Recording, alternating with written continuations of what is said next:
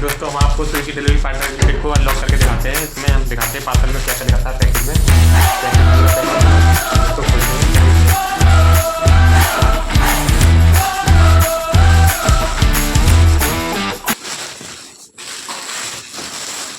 इसमें लिख दिया आपकी 2 टी-शर्ट है, 2 टी-शर्ट है,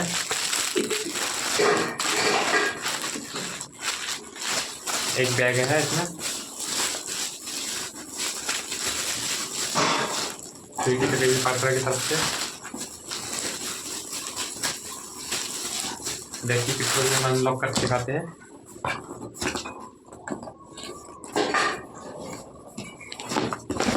इसमें बैग किट है, ये सब 269 रुपये में आया है। ये इसमें 2 टी-शर्ट आई हुई है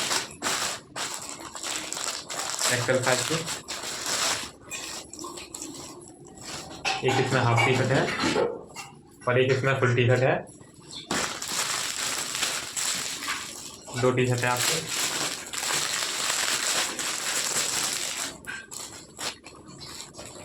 ये हाफ बाजू की है।